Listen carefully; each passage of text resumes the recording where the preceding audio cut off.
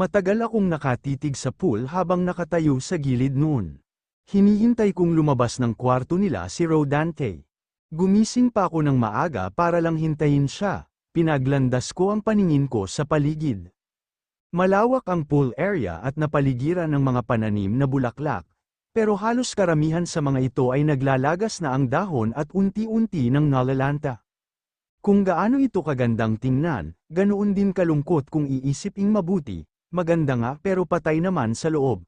Narinig ko ang pagbukas at pagsara ng pinto ng library mula sa kinatatayuan ko. Bago pa tuluyang pumasok sa office nito si Rodante, tumakbo na ako papunta sa kanya dala ang sonogram. I knocked a couple of times on the door. Nang walang sagot, binuksan ko na ang pinto at pumasok. Rodante, natigilan siya sa ginagawa at lumingon sa akin. Salubong na agad ang mga kilay nito. Naririnig ko na ang sariling tibok ng aking puso habang hawak ang sonogram sa likuran ko. "What do you want?" he asked in a cold voice. Buntis ako, parang bomba na biglang sumabog yun sa sarili kong pandinig. Nahihirapan akong huminga sa sobrang kaba, hindi na ako aasa na magkakaayos kami pagkatapos ng lahat ng nalaman ko. Pero kahit paano, umaasa ako na matatanggap niya ang bata sa sinapupunan ko. "What are you talking about?" Binagsak niya sa ibabaw ng desk ang mga papeles na hawak niya kanina at hinarap ako. Bumuka ang labi ko, pero hindi agad ako nakapagsalita.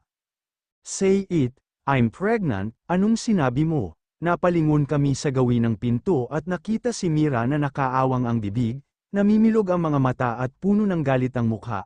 Mabilis itong lumapit sa amin at itinulak ako ng malakas. Nawalan ako ng balanse at napaatras. Tumama ang tiyan ko sa gilid ng side table bago ako bumagsak sa sahig. "Binuntis mo ang babaeng yan, Rodante. Ano ba ang iniisip mo?" Wala akong alam sa sinasabi niya. Anong walang alam? Ayan, may hawak na sonogram ang babaeng iyan. Ayoko, hindi pwede. Mariin akong pumikit nang maramdaman ang matinding pananakit sa tiyan ko. My body started shaking in fear for my baby. "Siguradong hindi sa'yo ang dinadala niya. She's doing this to take you away from me." Si Rodante ay parang nauubusan ng pasensya habang nakatingin sa malayo. Si Mira ay panay pagmumura. "Rodante." Nakuha ko ang atensyon nila. Masakit ang tiyan ko. Lalong nagsalubong ang mga kilay ni Rodante pero ni Katie ting naawa, wala akong makita sa mukha nito. "Umalis na tayo, nagdadrama lang yan." Umalis si Mira, pero hindi sumama dito si Rodante. Nanatili siyang nakatayo doon habang nakatingin sa akin. "What are you doing? Let's go." Nangilid ang luha sa magkabila kong pisngi. "Rodante, please, ang baby natin. Kapag hindi ka sumama sa akin ngayon, maghiwalay na tayo." Biglang natigilan si Rodante sa narinig. Nang umalis si Mira, agad itong sinundan ni Rodante. "Rodante," sigaw ni Karel. Sandali siyang natigilan, pero hindi ako nilingon. Tuluyang kumawala ang mahihinang hikbi mula sa mga labi ko ng pila ni Rodante na tuluyang umalis. Pinilit kong tumayo mula sa pagkakaupo sa kama at agad na nilapitan ang doktor na tumingin sa akin. Dito ako dinala ni Manang Panyang pagkatapos akong abutan na namimilipit ng sakit kanina. "Doktora, kumusta po ang baby ko? Wala namang nangyaring masama sa kanya." Bumuntong hininga ito at pinayuhan akong bumalik sa pagkakaupo sa kama. Ayaw ko sana pero agad akong nilapitan ni Manang Panyang at pinilit na paupuin. "Dok, ano po bang problema? Mahina ba ang kapit ng baby?" Marahan siyang umiling. "I'm sorry, Mrs., but we lost the baby." Narinig ko ang pagsinghap ni Manang Panyang, ako naman ay hindi agad nakasagot.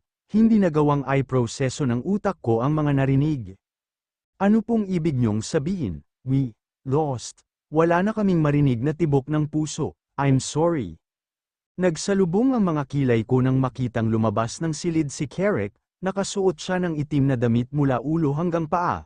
Wala sana akong pakialam dito, pero natigilan ako nang lagpasan ako nito nang hindi man lang nagsasalita.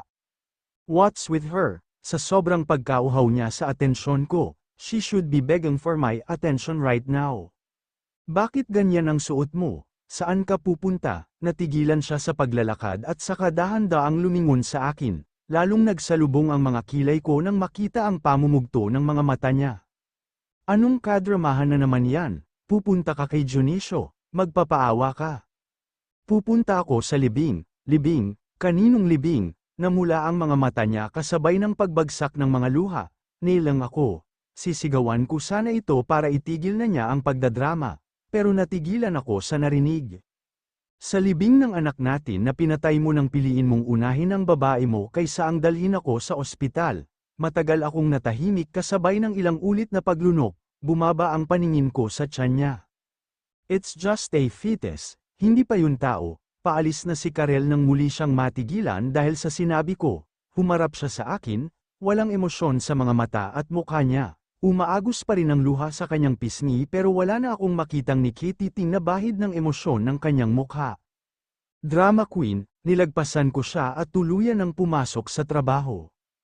Habang nasa office ng Monte Carlo Manufacturing Company, nakatutok ang mga mata ko sa papeles na hawak ko, pero ang isip ko ay nasa ibang bagay. Naalala ko ang nangyari kahapon, nang sabihin sa akin ni Karel na buntis siya at nang itulak ito ni Mira. Iniisip ko kung akin ba talaga ang bata, alam ko naman talaga na wala siyang ibang lalaki. Pero anong gagawin ko sa bata kung sakaling natuloy ang pagbubuntis niya? Magulo na ang buhay namin, mas ikabubuti na rin siguro ang nangyari. Hi, baby, ibinaba ko ang hawak ko nang makita si Mira. Malaki ang ngiti sa mga lobby nito, may dalang mga shopping bags sa dalawang kamay. You went shopping again? Hindi ka ba nagsasawa kakabili ng mga bagay na yan? She laughed before putting down her shopping bags and walked towards me. Agad siyang kumandang sa akin at sinimulan akong halikan sa mga labi at leeg. Rodante, baby, this is my life, you don't know how much happiness I get from buying this expensive and branded clothes and bags. Alam mo bang pinagtatawanan ako ng ibang bookface friends ko? Kasi, nahuhuli na ako sa mga bagong labas na edition, kawawa naman ako. Natawa ako nang makita ang pagmuso nito at parang nagpapaawa. Anong gagawin mo ngayon? E di hihingi ng pera sa'yo, pambili ng mga bagong labas na damit, at mga bag, at shoes. Hindi pinupulot ang pera sa lupa, you need to work for it. Sino bang nagsabing hindi ko pagpapaguran ang mga hihingin ko? She seductively smiled at me before taking off her crop top. Sunod niyang tinanggal ang bra niya kaya tumambad sa paningin ko ang kanyang dibdib.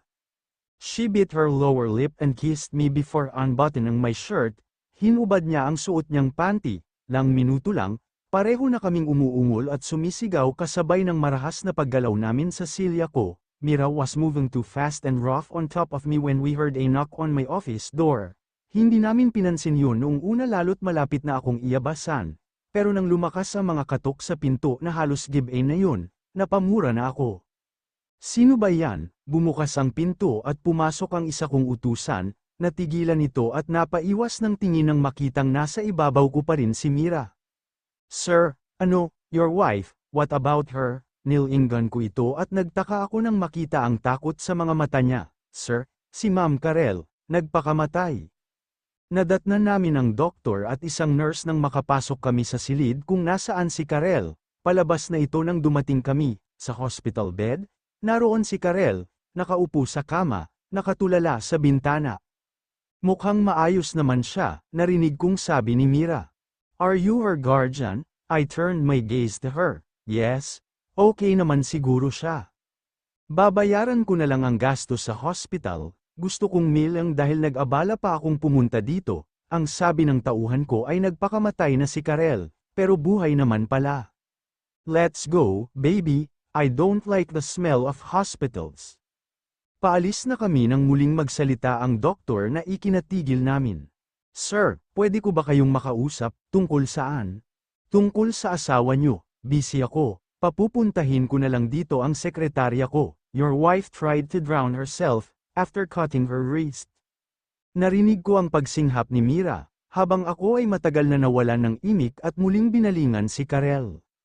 She did that, my God, suicidal pala yang babaeng yan. Hinila ako ni Mira sa braso, baka tayo pa ang masisi sa pagpapakamatsoy niyan. Baby, I heard she just had a miscarriage. Tumingin ako sa doktor dahil sa narinig. Seeing the situation right now, hindi ko masisi ang asawa mo sa ginawa niya. Umarko ang mga kilay nito nang tingnan si Mira at muling tumingin sa akin, take care of your wife. Saka ito umalis ng pribadong kwarto. Nakita mo ba kung paano niya tayo tingnan? Parang tayo pa ang sinisisi niya. Who does she think she is? Inutusan ko ang secretary ko na pumunta sa ospital at asikasuhin lahat. Nagpadala rin ako ng 2 bantay para kay Karel dahil baka subukan uli nitong gawin yon. Noong araw ding iyon ay iniuwi siya ni Manang Panyang sa payo na rin ng doktor. Pag-uwi ko sa bahay, dumiretso ako sa pool area. Nalinisan na ang swimming pool kaya walang bakas ng ginawa ni Karel dito. Nag-aalala ako sa asawa mo, narinig ko ang boses ni Manang Panyang. Ano na naman, alam mo ba na napuno ang swimming pool ng dugo niya? Halos lahat ng taong nakakita, natakot, pati ang mga tao na puro baril ang dala, ganoon ang impact sa amin ng nasaksihan kanina. Si Karel, naligo sa sarili niyang dugo. Problema ko ba yun? Matalim ang mga mata na nilinggan ko siyang Panyang. May problema siya sa pag-iisip, hindi niyo siya dapat dinala sa ospital, ang dapat, diniretso niyo sa mental. Naririnig mo ba ang sarili mo? Nilang si Manang Panyang habang nakatingin sa akin, inis na binaling ko ang paningin ko sa malayo. Rodante nakunan si Mira, masakit sa kanya ang nangyari. Bantayan mo na lang siya, pilit binabaliwala ang mga sinabi nito. Hindi siya kumakain, hindi rin nagsasalita, ni hindi siya kumikibo. Rodante, natatakot ako para sa asawa mo. Hayaan mo siya, ikaw na ang nagsabi, nakunan siya, namatayan ng anak. Na anak mo rin, napatingin ako dito sa narinig, mula nang kunin namin itong katulong ng ikasal kami ni Karel, naging malapit na sila sa isa't isa, napansin kong parang anak ang turing niya kay Karel, pero hindi ko na nagugustuhan ang pakikialam niya. Pwede ba, ayokong pag-usapan yan, wala akong karapatang manghimasok sa inyo, katulong niyo lang ako, pero Rodante, asawa mo pa rin si Karel at anak mo ang batang pinagluluksa niya. Wala akong pakialam, tuluyan ko siyang hinarap, gulat ang mababakas sa buong mukha nito. Kung hindi dahil sa pamilya namin, matagal ko na siyang tinapon, si Mira ang mahal ko, at oras na namatay ang Dionisio na yun, papalayasin ko rito si Karel. Padabog na ibinaba ni Mira ang mga damit na bago niyang bili at kasalukuyang sinusukat, lukot ang mukhang humarap siya sa akin.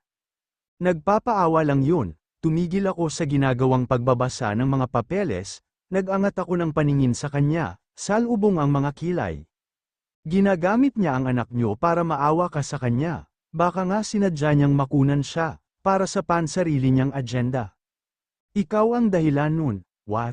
Nakalimutan mo na? Tinulak mo si Karel kaya siya nakunan. Matagal siyang natigilan, galit ka ba? Sinisisi mo ako? Wala akong pakialam kay Karel kaya wala rin akong pakialam sa bata, pero anak ko pa rin yun, dugo't laman ko. Hindi ka sure, malay mo ba kung may iba siyang lalaki?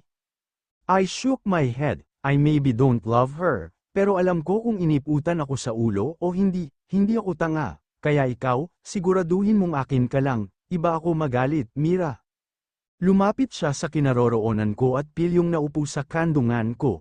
She took the papers I was reading and threw it away. Of course, sa iyo lang ako, itong katawan ko, at lahat-lahat ng akin, basta, akin ka lang din.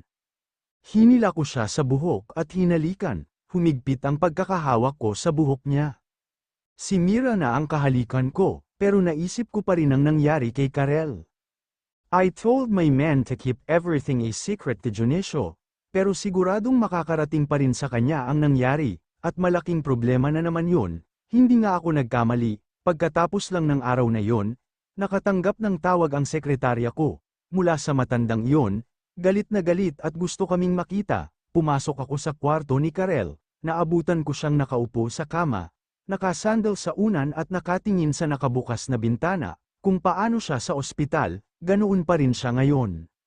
Gusto tayong makausap ni Dionisio, huwag kang magkakamaling magsumbong sa nangyari, naiintindihan mo ba? Hindi siya sumagot, ni hindi siya nag-abalang tapunan ako ng tingin, lalo lang uminit ang ulo ko. Nakikinig ka ba? Ganoon pa rin, sa sobrang inis ay nilapitan ko siya, hinawakan sa baba at pilit pinaharap sa akin ang mukha, putlang-putla ang mukha niya, at walang pokus ang mga mata. Parang walang nakikita. Karel, ganoon pa rin, parang wala itong naririnig. Huwag mo nga akong dramahan, umalingaw-ngaw ang boses ko sa apat na sulok ng kwartong yon. Pero wala pa rin siyang reaksyon, napalunok ako. Kung ganyan mo ka gustang magkaanak, mag-ampon ka. O hindi kaya'y bumuka ka ngayon din at bubuntisan kita. Pero pwede ba? Pauntigil mo na iyang kadramahan mo dahil naiinis na ako. Wala pa rin, pero sa pagkakataong ito, tumayo siya at nilagpasan ako. Marahan na naglakad palabas. Walang emosyon o kahit na ano, para itong bangkay na naglalakad.